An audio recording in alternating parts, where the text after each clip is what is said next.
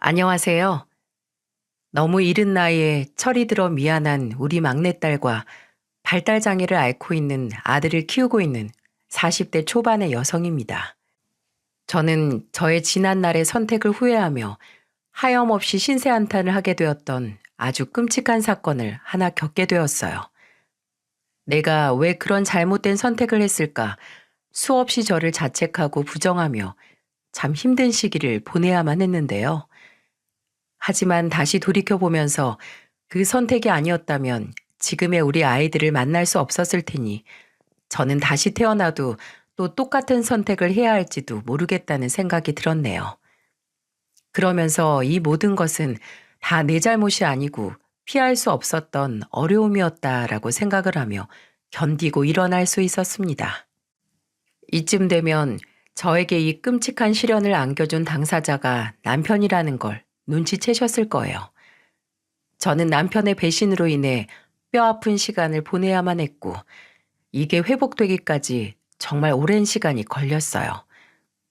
남편과 저는 제가 20대 중반에 남편은 30대 초반에 만났습니다.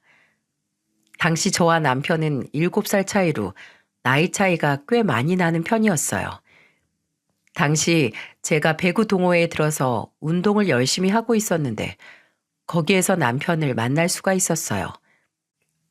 남편도 취미 삼아 동호회에 참석을 꾸준히 했고 저도 저만의 스트레스를 해소하는 창구였기에 열심히 참석을 했습니다. 저와 남편은 공통된 취미와 함께 서로 대화를 하면서 이야기가 잘 통한다는 걸 느끼게 되었어요.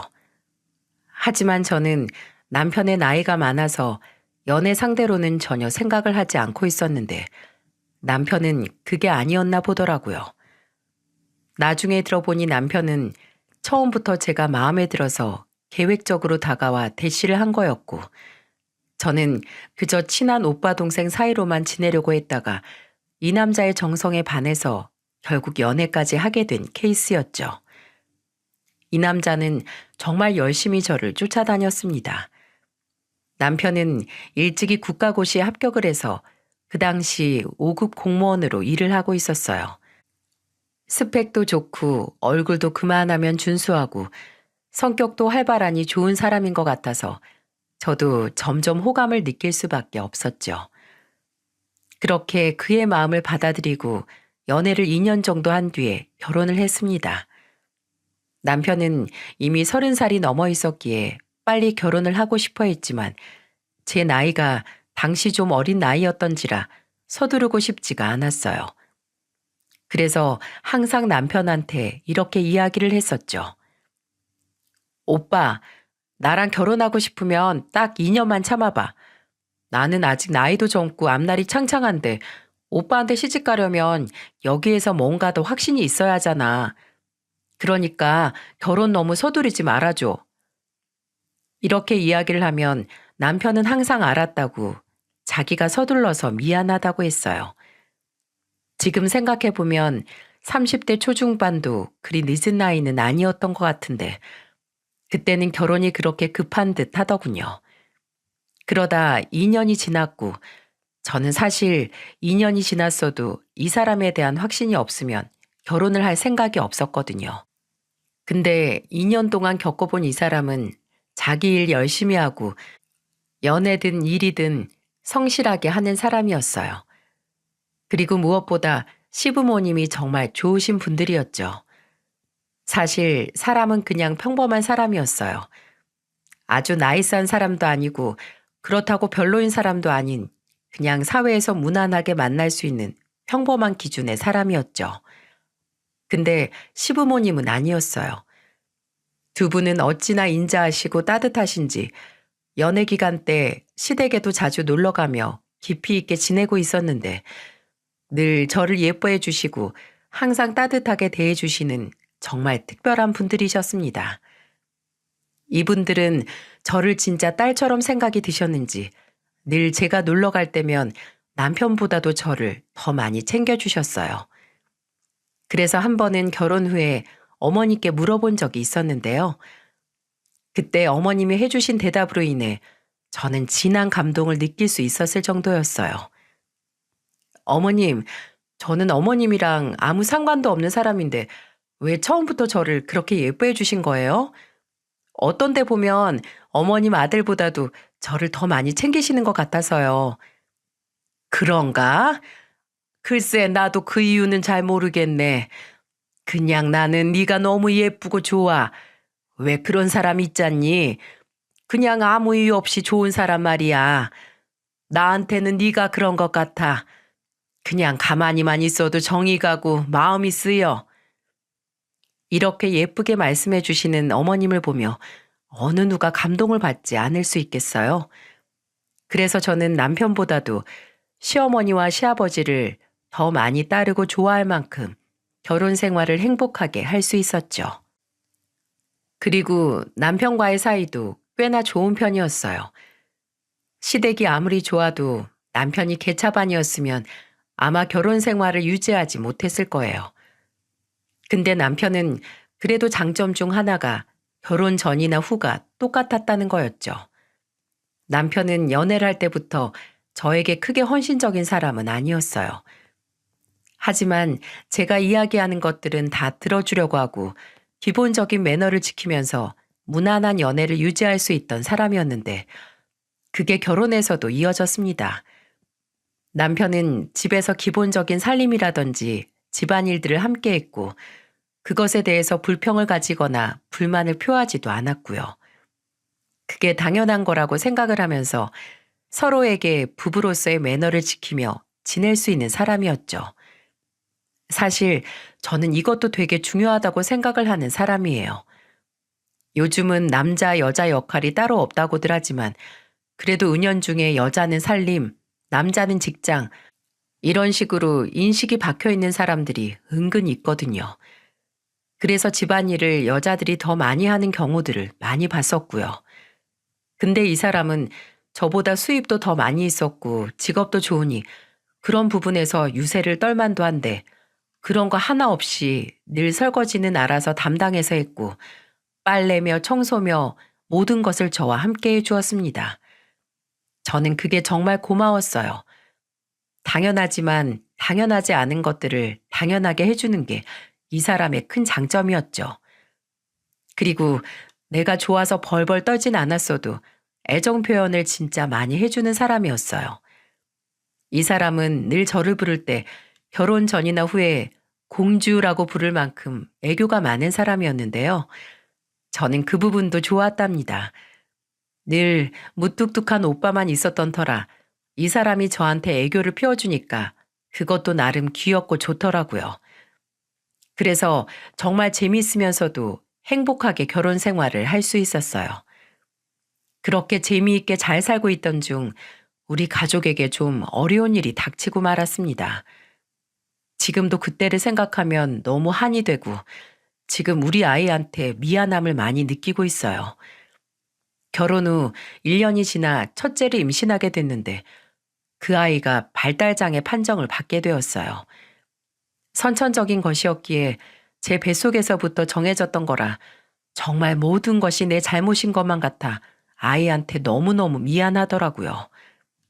이 아이를 붙잡고 얼마나 울었는지 그 긴 세월만 생각하면 아직도 눈물이 바로 쏟아질 만큼 힘든 시기를 보낸 적이 있었죠. 그래서 우리 첫째 때문에 저는 잘 다니고 있던 직장도 그만둬야 했고 모든 삶의 패턴이나 우선순위 등이 전부 다 바뀌어버리게 되었죠. 한순간에 바뀐 저의 삶에 한동안은 적응을 할 수가 없었습니다. 아이가 그냥 어려도 키우기가 힘든데 이렇게 선천적인 문제를 안고 있으니 더더욱 힘들더라고요. 근데 그래도 그때 좀 버틸 수 있었던 이유는 바로 남편 때문이었어요. 남편은 제가 좌절하고 있을 때 저를 다독여줬습니다. 여보, 괜찮아. 당신 잘못 아닌 거 알잖아. 병원에서도 당신 잘못 아니라고 했으니까 더 이상 자책하지 마. 엄마가 자책하고 힘들어할수록 아이한테도 영향이 간다니까 당신이 먼저 일어서서 힘내야 돼. 그러니까 그만 마음 아파하고 애한테만 집중하자. 일도 나 혼자서 하면 되니까 걱정하지 말고. 고마워, 여보. 그리고 진짜 미안해. 이렇게 될 줄 알았으면 아이를 아예 낳지 않는 건데 지난 날이 너무 후회가 돼. 그런 소리 하지 말라고 했지. 우리 다 모르고 그런 거잖아. 이렇게 될 줄 누가 알았겠어. 그리고 아파도 우리 자식인데 우리가 잘 키워야지. 걱정하지 마.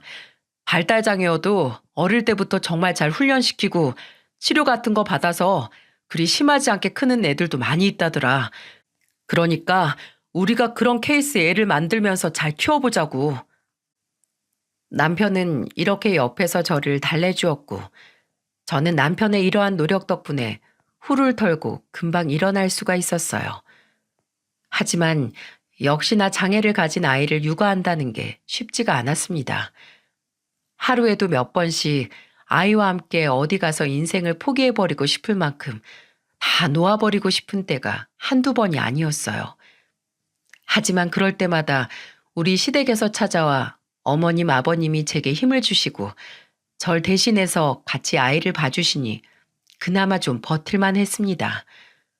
친정에서도 물론 많이 도와주셨고요. 그러니 우리 아이는 시댁과 친정 손에서 같이 컸다고 말할 수 있을 정도로 양쪽 할머니, 할아버지들이 많이 봐주셨습니다. 그러다가 둘째를 낳게 되었는데 둘째를 낳을 때에는 제가 처음에 아예 기획조차 가지려고 하지 않았어요. 지금도 너무 힘든 육아를 하고 있는데 여기에서 또 아이를 낳게 되면 얼마나 더 힘들어질까 도무지 가늠이 되질 않았었거든요. 거기다가 둘째를 낳는 것까지는 그래도 해볼만 하다고 해도 혹시 그 아이까지 아프게 되면 어쩌나 하는 두려움이 있었기에 저는 둘째를 계획하는 걸 계속 거부하고 있었어요. 근데 남편은 그래도 아이에게 형제가 필요하고 둘째는 괜찮을 거라며 저를 매일 설득해 나갔죠. 그리고 이렇게 아픈 아이만 있는 것보다는 우리 옆에서 우리가 또 하나의 육아 보람을 느낄 수 있는 아이를 낳는 것도 우리 삶의 큰 원동력이 될 거라면서 남편이 계속 이야기를 해서 결국에는 둘째를 낳았습니다. 다행히도 첫째 아들은 아픈 상태로 낳았지만 둘째 딸은 너무나도 건강했어요. 오히려 제 뱃속에 있을 때부터 아이가 너무 잘 먹고 잘 커서 태어날 때 우량아로 태어날 정도였죠. 저는 거기에 깊은 안도의 숨을 쉴 수 있었습니다. 그리고 조금은 자책에서 더 벗어날 수 있는 계기가 되기도 했었고요. 우리 둘째는 너무나 예쁘게 잘 컸어요.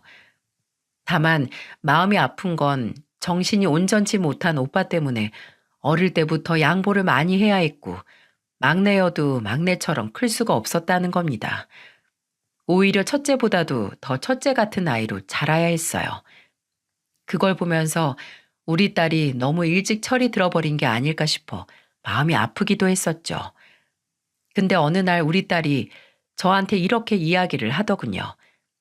그때가 아마 우리 애가 7살쯤 되던 때였을 거예요. 제가 그날따라 아이에게 미안한 마음이 들어서 먼저 이렇게 물어봤었죠.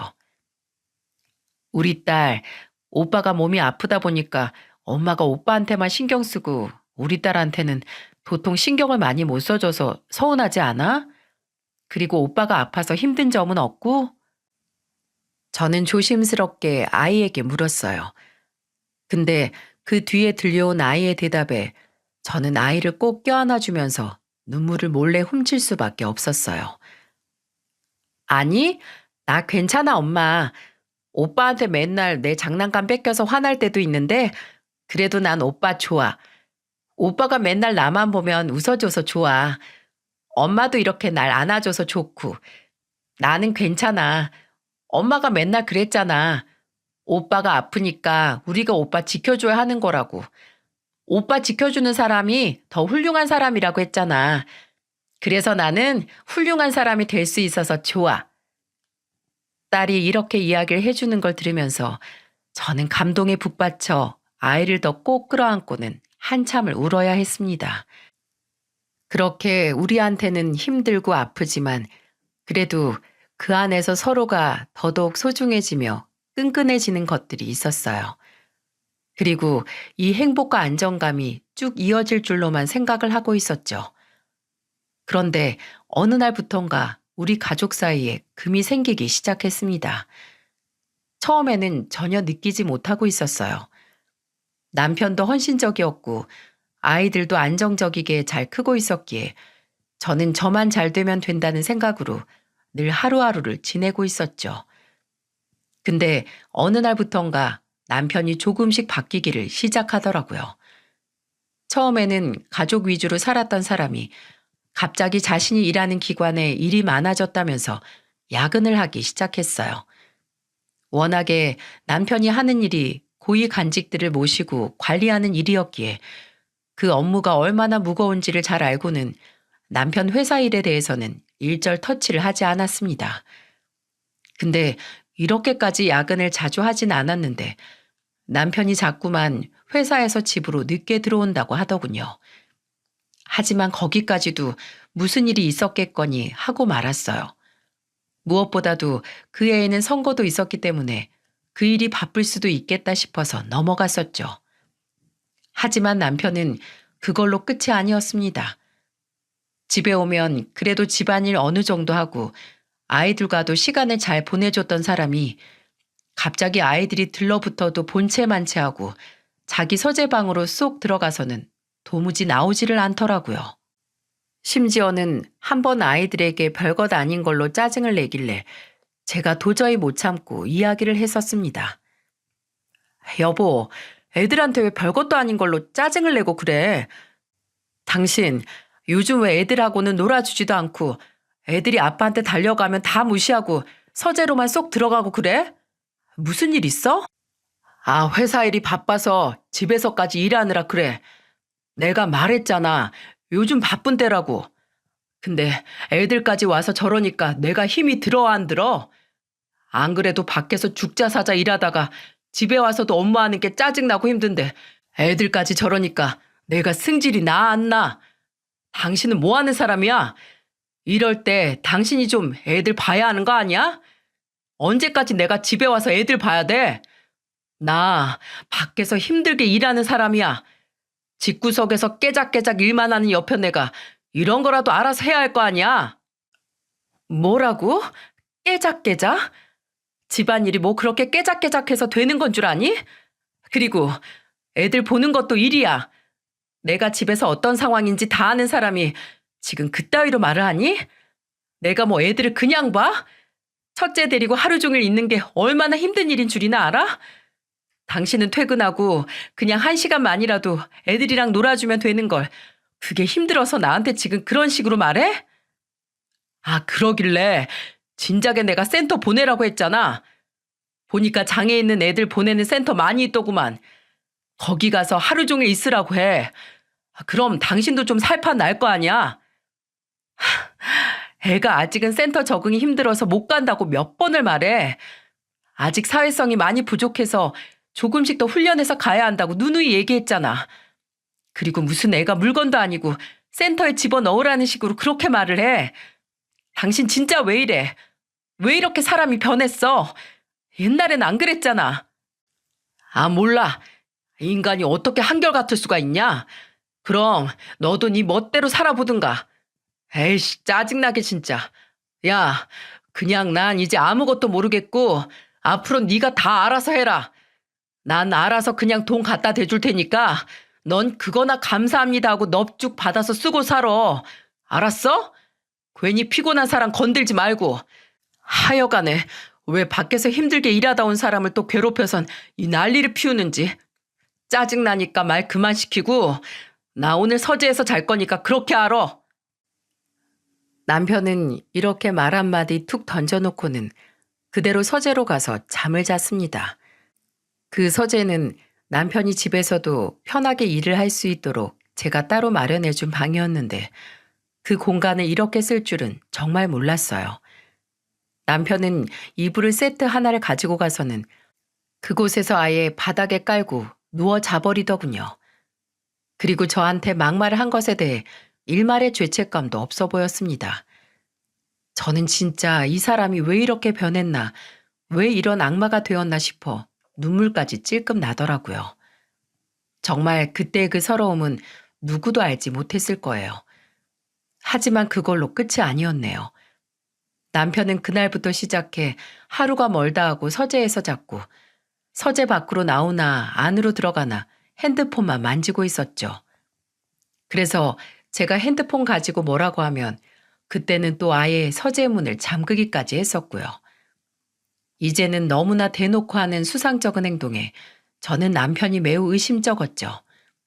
그리고 여자가 촉이라는 게 있잖아요. 그게 무섭게 발동을 하니까 정말 모든 것이 다 눈에 거슬리고 하나하나 신경을 쓰게 되더군요. 그리고 이제 뭔가 있구나 싶었어요. 저는 남편이 저러는 정확한 이유를 알기 전까지 핸드폰이나 서재에서 자는 문제 등 여러 가지 반복되는 문제들로 남편과 얼마나 싸웠는지 모릅니다. 저는 남편에게 늘 따지는 쪽이었고 남편은 늘 방어하며 짜증을 냈었어요. 특히나 핸드폰 문제로 열을 많이 올렸습니다. 여보, 당신 진짜 왜 그래? 언제까지 핸드폰만 볼 건데? 당신 뭐 있지? 그렇지 않고서야 어떻게 집에 오면 하루 종일 핸드폰만 들여다보고 앉아있을 수 있어? 그것도 맨날 서재로 가서 잠자고. 당신 설마 바람 피니? 어? 야, 너 돌았어? 말 가려서 안 해? 무슨 바람이야? 이 여편 내가 미쳤나? 누굴 뭘로 보고 지금 그딴 소리를 해? 나라 일이야, 나라 일. 일반 국민은 알면 안 되는 일이라는 게 있고 지금 내가 바쁜 시기라고 했어, 안 했어? 하여간에 남자가 밖에서 일하는 거 가지고 그렇게 하나하나 신경 쓰면서 의처증 짓거리 할 거면 나랑 결혼 왜 했냐? 어? 뭐라고? 의처증? 당신 말 다 했어? 아니, 생각을 해봐. 내가 안 그렇게 생겼나? 당신 지금 몇 달째 집에만 오면 핸드폰만 쳐 보질 않나? 서재에서만 자고 안방은 아예 들어오지도 않잖아. 근데 그건 바라지도 않아. 근데 요즘 애들한텐 어떻게 하니? 사사건건 짜증 부리고 곁에 다가오지도 못하게 하고. 당신 하는 꼬라지가 지금 원래 없던 모습들이잖아, 다. 그러니 내가 안 그렇게 생겼어? 근데 뭐? 의처증? 당신이야말로 말 가려서 좀 해. 나도 지금 일 때문에 예민하고 바쁘고 힘든데 당신이랑 애들까지 그러니까 내가 더 힘들다고. 제발 그만 좀 해. 날 못 믿어? 어? 못 믿겠어. 당신 야근은 진짜 회사에서 하는 건 맞아? 맞긴 맞냐고. 맞다고. 아, 진짜 그렇게 못 믿는데 나랑 왜 사냐?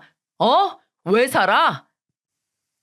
남편은 급기야는 저한테 성질을 팍 내버리고는 아예 서재로 들어간 것도 부족해 이번에는 아예 집을 나가버리고 말았어요. 저는 이게 무슨 상황일까? 왜 이렇게까지 된 걸까? 어안이 벙벙하고 믿기지가 않아서 또 그날 하루는 혼자서 안방에 들어가 눈물을 흘려야 했죠. 저희 둘이서 자주 싸우게 되니까 아이들도 눈치를 보면서 점점 위축이 되는 듯 했었어요. 하지만 첫째는 그런 인식이 많이 없었기에 그래도 아빠만 보면 좋다고 갔었는데요. 한 번은 남편이 진짜 심한 짓을 하더라고요. 그날도 남편이 퇴근을 해서 들어왔는데 첫째가 아빠한테 바로 갔습니다. 아빠다! 아빠! 아빠! 첫째는 그때 기분 좋게 놀다가 씻고 밥 먹을 참이었기에 기분 좋은 게 최고조에 달해 있었어요. 그러니 더 흥분을 해서는 원래 좋아했던 아빠에게 바짝 달라붙었었죠. 근데 이 인간이 글쎄 그런 애한테 못할 짓을 하는 거예요. 아씨, 저리 떨어져! 아빠한테 함부로 오지 말라고 했지! 남편은 이렇게 말을 하면서 애를 탁 밀쳐버렸고 아이는 그대로 뒤로 넘어지면서 뒤통수를 쿵 하고 바닥에 찍고 말았습니다. 다행히 피가 나거나 다치진 않았지만 아들은 그대로 넘어지면서 머리에 받은 충격으로 울고불고 난리가 났었어요. 근데 그 모습을 보고도 남편은 미안하다고 가서 달래주는 게 아니라 시끄럽다고 더 짜증을 내면서 안으로 들어가 버리더군요. 거기에서 저는 더는 이대로는 안 되겠다는 생각이 들었습니다. 그래서 바로 남편에게 갔어요. 야, 너 지금 뭐 하는 거야? 너 애한테 왜 이래? 애가 무슨 잘못을 했길래 애를 바닥에 밀치냐고. 그리고 애가 울면 바로 안아서 달래주진 못할 망정 지금 짜증을 내고 들어와? 당신 미쳤니? 돌았어? 아씨, 그래. 나 돌았다. 미쳤다. 어쩔래? 아이, 진짜 이놈의 짓구석. 이젠 지긋지긋하다. 지긋지긋해. 언제까지 내가 이런 소리 듣고 너네한테 돈 다 가져다 바쳐야 하는 거냐? 제발 좀 닥쳐. 조용히 하라고. 남편은 적반하장으로 나왔고 저는 처음 보는 남편의 난폭한 모습에 두려움마저 느끼며 이건 잘못되어도 무언가 한참 잘못되었다는 걸 느낄 수 있었어요. 우는 아이를 달래놓고 저는 남편의 이상 행동을 보면서 그 뒤를 좀 제대로 캐봐야겠다고 생각했죠. 마침 남편은 그 뒤로 이 집안에 더 있으면 안 되겠다는 생각이 들었는지 출장을 가야 한다며 외박을 하기 시작하더군요. 그 외박마저 잦아지기 시작하면서 저는 이 사람이 단순 출장이 아니라는 걸 확신할 수 있었어요. 그래서 그 뒤로는 그 사람의 일거수일투족을 감시를 해야겠다 싶었죠. 하지만 첫째 아이가 있다 보니 그게 쉽지가 않았어요. 저는 어떻게든 그래도 남편의 그 속사정을 알아내야 했기에 친정 부모님께 종종 아이를 맡겨놓고는 남편의 뒤를 따랐어요. 그나마 다행히도 우리 애가 사회성이 좀 부족해서 어딜 가도 저랑 떨어지려고 하지 않았는데 친정에만큼은 잘 있었기에 그곳에 맡겨놓고 다닐 수가 있었어요. 그리고 남편이 일하고 난 뒤에 퇴근 후를 밟기 위해서 남편 회사 건물 앞에 몰래 기다리다가 남편을 뒤따라갔을 때 저는 충격적인 사실을 목격해야만 했습니다.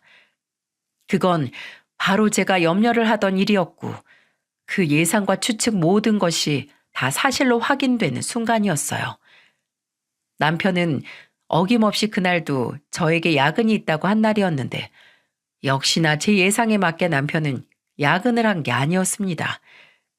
퇴근 후에 어디론가 갔는데 한 30분 정도 차로 움직여서 간 곳은 한 레스토랑이었고 거기에서 어떤 여자와 함께 다정하게 만나는 모습을 목격하게 되었어요. 둘이서 손을 잡고 포옹을 하고 사람들이 있든 없든 전혀 개의치 않고 애정행각을 벌이며 행동하는 모습들이 아주 가관이었습니다. 저는 너무나도 화가 났지만 일단은 증거를 확보를 해야 했기에 남편의 그 모습들을 다 사진에 담았어요. 그리고는 그 뒤로도 몇 번이나 쫓아가서 남편이 바람피는 목격들을 다 담아냈죠.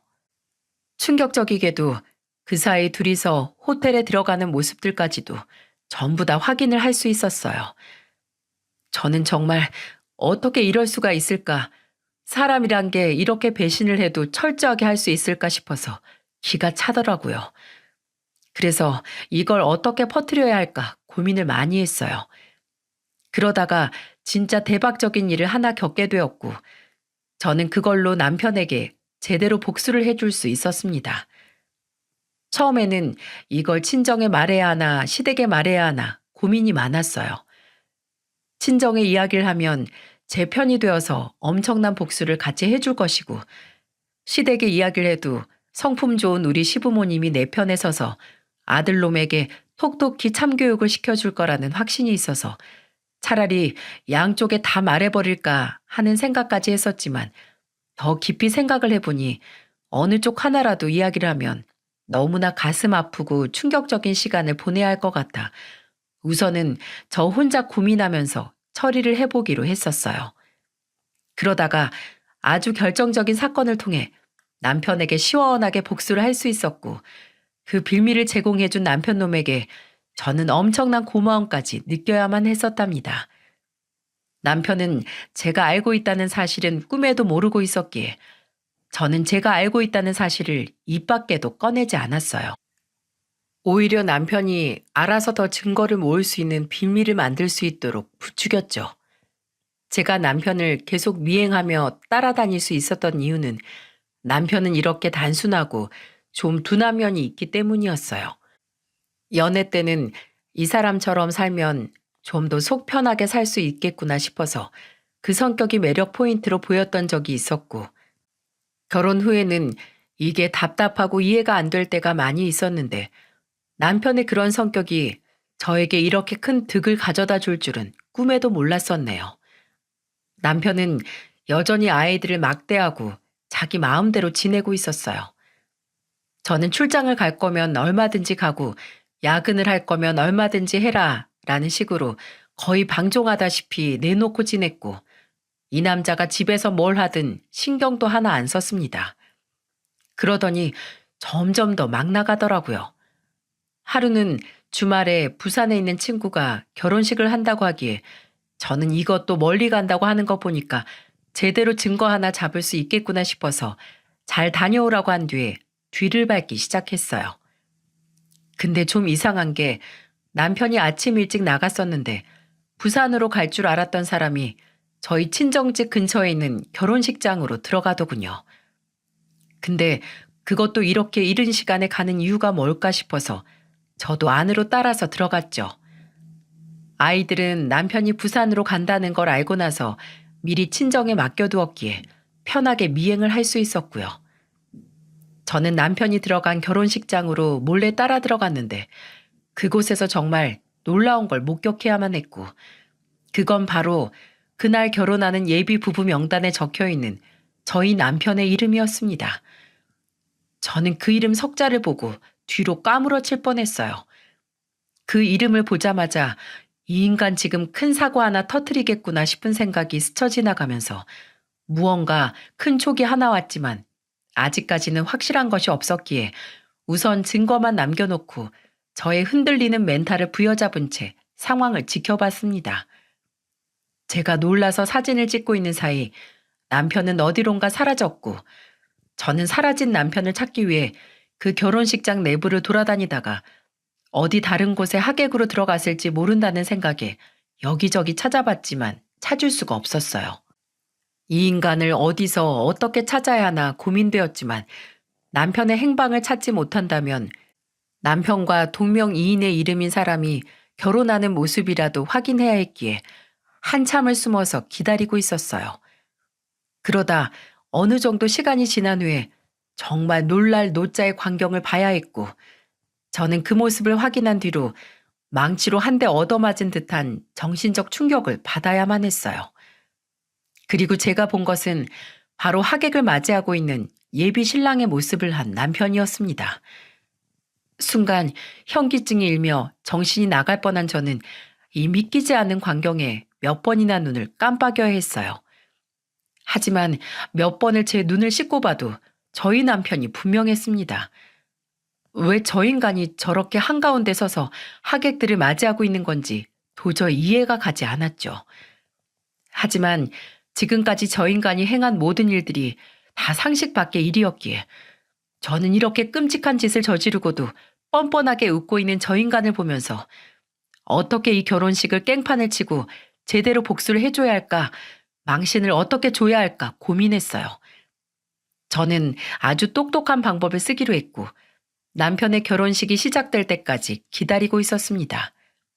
그리고 남편의 결혼식이 시작되기 전 미리 친정에 전화를 했어요. 친정과 결혼식장은 택시를 타면 15분밖에 걸리지 않은 거리였기 때문에 저는 엄마한테 전화를 해서 전날 맡긴 우리 첫째 좀 데리고 와달라고 했죠. 엄마는 무슨 일이냐고 물었지만 저는 아무것도 묻지 말고 일단 아이 먼저 좀 데리고 와달라고 했고 엄마는 다행히도 제 시간에 맞춰서 아이를 데리고 와주었어요. 그리고 결혼식이 시작되고 신랑 신부가 모두 입장한 뒤에 서로 예물을 교환하는 시간을 가질 때 저는 마치 영화 속의 주인공처럼 짜잔 하고 나타났습니다. 그리고 아주 큰 소리로 외쳤어요. 이 결혼은 무효입니다. 저는 결혼식장에 문에 들어가자마자 버진 로드 위로 올라가서는 크게 소리쳤어요. 사람들은 단번에 이게 무슨 일이야, 이 여자는 누구야 웅성거리며 저를 쳐다봤고 저의 소란에 바로 저를 쳐다본 남편은 거의 경악을 한 표정으로 저를 쳐다보고 있었습니다. 저는 거기에 코웃음을 쳐주며 한 번 더 이야기를 했어요. 여러분, 이 결혼은 무효예요. 저 남자 지금 오늘 결혼한다고 설치고 있는 저 인간은 바로 실제 저의 현 남편입니다. 가족관계 증명서에 떡하니 등재되어 있는 잘나신 저의 남편이에요. 자, 이 아이가 저 인간과 제 사이의 첫째 아이입니다. 지금 저희 친정집에는 저 인간과 저 둘 사이에 낳은 둘째 딸도 있어요. 저는 우리 아이를 가리키며 말했고 우리 첫째는 건너편에 있는 자신의 아빠가 보였는지 평소처럼 아빠를 부르기 시작했어요. 아빠다! 아빠! 아빠! 아빠 예뻐! 아빠 까마도 입었다! 아빠! 첫째는 급기야 아빠한테 달려가 안기려 들었고 그 인간은 이번에도 자기가 좋다고 쫓아가는 아들놈이 지 몸에 닿기도 전에 성큼성큼 와서는 무시하고 제 앞에 섰어요. 그리고는 소리를 쳤죠. 이게 무슨 짓이야? 당장 따라 나와. 여러분, 오해입니다. 오해예요. 남편은 이 상황을 수습하려고 오해라고 이야기를 했지만 저는 거기에서 굴복할 수 없었어요. 그래서 다시 이야기를 했죠. 오해는 무슨... 여러분, 진짜예요. 보셨죠? 우리 아들이 이 인간한테 아빠라고 하는 거요. 인간이 요즘 미쳐가지고 지 아들이 달려가 안기는데도 내팽개치는 그런 인간이에요. 왜 이러나 했더니 다 이런 이유가 있어서였죠. 그리고 이 결혼, 사기 결혼인 게 저기 저 앉아있는 남편 부모라는 인간들, 저 인간들도 다 가짜예요. 저희 시부모님은 지금 집에 계십니다. 저기 있는 저 두 사람이 아니라고요. 그리고 저 예비 신부라는 저 여자가 알고 만난 건지 모르고 만난 건지 모르겠지만 인생 종치기 싫으면 당장 이 결혼 파토내는 게 좋을 거예요. 내 충고 들어요. 이 인간은 가정도 개무시하는 더럽고 성격 난폭한 인간이에요. 저는 이 결혼을 매우 후회하고 있습니다. 그러니 당신도 내 꼴 나기 싫으면 당장 그만두는 게 좋을 거예요. 저는 이렇게까지 이야기를 했고 남편은 더는 저를 봐줄 수 없었는지 제 입을 막아버리고는 막 끌고 가버리더라고요. 그리고 그 뒤를 이어서 그 여자도 쫓아오는 듯 했습니다. 이 말도 안 되는 상황에 하객들은 난리가 났고 그 수습은 죄다 이 여자의 부모 몫이었어요. 왜냐하면 하객 알바로 들어간 것이 들통난 그 부모 역할을 하던 사람들은 바로 줄행랑을 쳤거든요. 그 외에 남편의 지인으로 온 알바들도 죄다 식장을 빠져나간 상황이었고요. 남편과 여자, 이 셋은 대면을 했고 뒤에서 모든 걸 지켜보던 저희 친정엄마는 기가 차다며 머리를 싸맸지만 제가 얼른 첫째를 맡기고 우선 집으로 가 있으라고 하고는 미리 보낸 상태였어요. 그래서 온전히 3명이서 남은 상황에 그 여자도 모르고 당한 거였는지 바로 남편을 추궁해 나가기 시작했죠. 당신 뭐야? 이거 어떻게 된 거야? 당장 설명하는 게 좋을 거야? 그게 미안해. 미안해 진짜. 내가 다 잘못했어. 내가 이렇게 사과할게. 용서해줘. 이 사람은 앞으로 내 아내로 있을 게 아니었어. 다 이혼을 생각하고 있었다고. 그래서 자기한테 말 안 한 거야. 나한텐 자기밖에 없어. 알잖아. 남편은 기가 막히게도 제가 아닌 그 여자한테 가서 무릎을 꿇기 시작했고 제가 앞에 있다는 사실을 까먹은 건지 안중에도 없는 건지 모르겠지만 또다시 제 가슴에 비수 꽂히는 말을 짓거려댔죠. 저는 이 말도 안 되는 상황을 보면서 정말 어이가 없어서 눈물도 나오지 않더라고요. 하지만 그 여자는 남편이 꼴도 보기 싫었는지 바로 매정하게 이야기를 하더군요. 정신 못 차리네 이 인간. 됐어. 당신 꼬락선 일 보니까 당신한테 들으면 제대로 들을 수도 없겠다. 당신은 당장 여기에서 꺼져. 꼴도 보기 싫으니까. 그리고 나랑 우리 부모님 속인 대가 톡톡히 치러야 할 거야. 그 여자는 남편에게 꺼지라고 이야기를 했고 남편은 그 여자의 드레스 한쪽을 붙잡고는 한참 매달리고 있는데 때마침 하객들 상황을 다 정리한 그 여자 쪽 부모님이 와서 그 남편의 머리채를 잡고 뜯고 흔들고 아주 난리가 났습니다. 이 아이 나쁜 놈아. 이 나쁜 거, 이 사기꾼, 당장 나가. 여기서 당장 꺼지라고. 이리저리 머리가 잡아 뜯긴 채로 흔들리던 남편은 더 이상은 못 버티겠는지 지 힘으로 잡힌 머리채를 풀더니 그대로 빠져나가 주랭랑을 쳐버리더군요. 그걸 보면서 저 하찮은 인간을 내가 그동안 남편이라고 두고 있었다는 게 너무 한심하게 느껴졌어요. 그 마지막을 보고는 저도 바로 그 자리를 뜨고 싶었지만 저에게는 한 가지 더 해결해야 할 숙제가 있었어요. 바로 제 앞에서 울고 있는 그 바람난 여자였죠. 그 여자의 부모도 저에게 모든 상황을 제대로 설명 듣고 싶어 했고, 저도 이게 도대체 어떻게 된 상황인지 확실하게 알아야 했기에 저희는 따로 자리를 옮겨서 이야기를 했어요. 그렇게 서로의 상황들을 다 이야기하면서 정리된 사실은 진짜 어이가 없어도 한참 어이가 없는 상황들이었어요. 이 여자와 남편은 꽤나 오랜 시간 바람을 피우고 있었는데 남편은 자신이 유부남인 것도 애 둘이 있다는 사실도 모두 다 속이고 있었어요. 그저 고위 공무원직 일이 바빠 결혼 못한 노총각 행세를 하고 있었던 거였죠. 거기에 깜빡 속은 이 여자는 나이도 저보다도 어린 30대 후반의 여성이었죠. 하지만 이 남자와 결혼까지는 생각하지 않고 있었는데 이 남자가 자꾸만 결혼을 하자고 계속 난리를 피워왔던 것이었죠. 들어보니까 저한테 결혼하자고 했던 그 패턴 그대로였습니다. 하지만 여기에서 저와 다른 점은 이들이 결혼식을 올리게 된 이유였어요. 이 여자는 이 남자와 결혼까지는 고민을 하고 있었는데 중간에 덜컥 아이가 생겨버리게 된 거였고 임신 사실을 남편에게 가서 알리면서 아이 책임 못 지겠으면 지금이라도 떠나라고 했다고 하더군요. 하지만 거기에 전혀 남편은 동요하지 않고 바로 결혼을 하자고 했고 그들은 속사포로 결혼식을 준비해 식을 올리게 된 거였습니다. 당시 그 여자가 임신 사실을 알게 된 건 8주 차였고 그 당시에도 뱃속에 아이가 있는 상태였어요.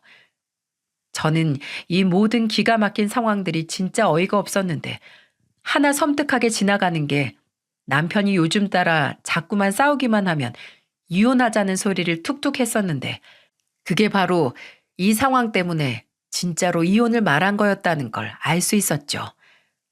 저는 그 이혼이 제대로 바람 피우기 위해 저랑 이혼을 하자고 하는 줄 알았는데 이제 보니까 이 결혼을 위해서 하루라도 빨리 저랑 정리하기 위해 이혼을 하자고 했던 거였네요. 진짜 이 파렴치한 인간을 어떻게 해야 하나 싶어 정말 마음이 무겁더라고요. 저는 모든 상황들을 다 듣고 나서 이 여자도 피해자라는 걸 알았고 그래서 저도 저의 모든 상황들을 이 여자에게 다 이야기를 해주었어요. 서로가 서로에게 당한 상황인지라 정말 누구도 탓할 수 없는 상황이었어요. 오직 이 남편놈 하나만 탓할 수 있을 뿐이었죠. 근데 이 인간은 그 뒤로 쥐새끼처럼 도망치고는 집에도 안 들어오더라고요. 저는 어디로 갔나 싶었는데 꼴랑 도망간 곳이 시댁이길래 시댁에 가서 저는 모든 상황들을 다 이야기했습니다. 그랬더니 역시나 시댁에서도 남편 놈을 흔들어대고 머리채를 잡고 흔들며 난리가 났어요. 저는 시어머니 품에 안겨서 엉엉 울면서 이 모든 상황들을 다 전달했고 시아버지는 화가 난 나머지 온 집안에 있는 물건들을 다 때려 부수며 화를 내셨습니다. 당장 나가! 너는 내 자식도 아니야. 네가 감히 그따위 짓을 벌여? 네가 그러고도 지금 네 발로 여길 기어들어와? 당장 나가! 앞으로 너는 내 자식도 아니니까 당장 나가라고! 아버지, 저 여기서 나가면 갈 데도 없어요. 아시잖아요. 저 내쫓지 말아주세요. 하나밖에 없는 아들인데 이 정도도 용서 못 해주세요?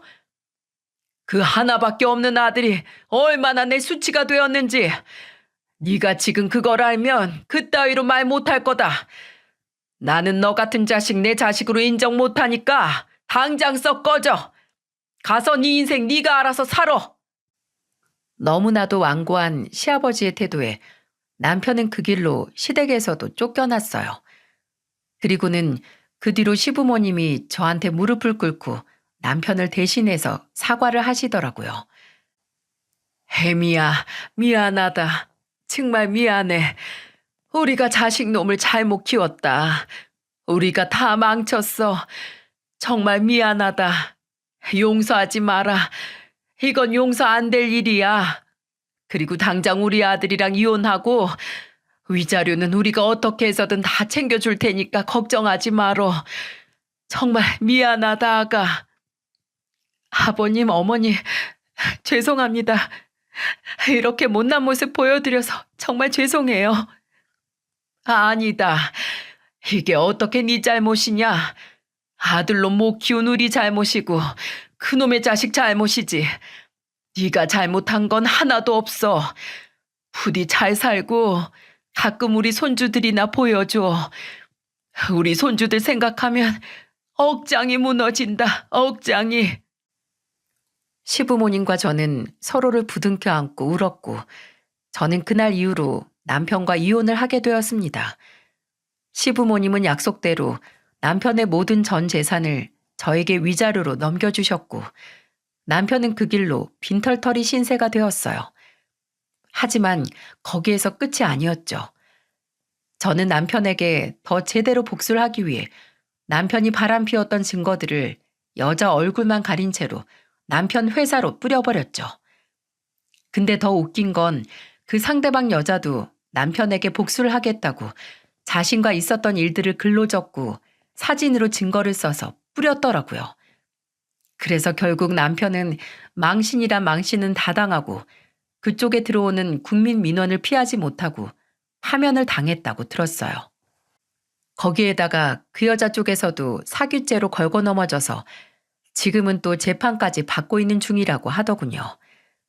그렇게 빈털터리 신세에 범죄자까지 된 그 인간은 앞으로의 인생이 또 어떻게 될지 모르겠습니다. 확실한 건 이제 망했다는 거예요. 완전히요. 저는 남편과 이혼을 하고 나서 아예 친정집으로 아이들과 들어가서 살고 있는 중입니다. 돈 벌어올 사람이 없기에 제가 가장 노릇을 하기 위해 친정의 아이들을 맡기고는 일을 다니고 있습니다. 또 첫째를 이제는 진짜 독립하는 훈련을 시켜야 할 것 같아 사회성을 길러주기 위해 센터에 조금씩 보내고 있는 중이랍니다. 아직까지 첫째가 적응을 하고 있는 중이라 많이 싸워야 할 때도 있지만 그래도 이렇게 싸우면서 아이가 성장하고 있는 것 같아 다행이라고 생각을 하고 있어요. 우리 둘째 딸은 여전히 예쁘게 잘 크고 있고요. 저는 경단녀가 된 지는 오래되긴 했었지만 그래도 다행히 괜찮은 직장을 잡아 다니고 있는 중이에요. 제가 원래 공부 욕심이 좀 있어서 틈틈이 자격증 공부해 놓은 게 있었더니 그게 빛을 발해서 취직을 할 수 있었답니다. 전 남편은 아예 시댁에서도 쫓겨나 아직까지 혼자 지내는 듯 했는데 전 시부모님과는 종종 연락을 하고 있어요. 항상 제 안부를 물어주시고 우리 아이들 잘 지내고 있는지 궁금해하셔서 얼마 전에는 데리고 가서 직접 서로 만날 수 있게 해주었네요. 여전히 저에게는 너무나 따뜻하고 좋으신 분들이라 저는 앞으로도 이렇게 종종 찾아뵐 것 같습니다. 여러분, 인생은 롤러코스터라는 말이 있잖아요. 저는 제대로 내리막길을 내려오고 이제 다시 오르막길을 올라가고 있는 중인 것 같아요. 그래서 때로는 지치고 긴장되고 또 어려운 부분들이 많이 있지만 그래도 또 언젠가는 평탄하게 흘러갈 저의 인생도 있을 것이기에 그걸 바라보면서 한 발 한 발 내딛어 보려 합니다. 부디 저의 앞날을 응원해 주세요. 긴 사연 들어주셔서 감사합니다.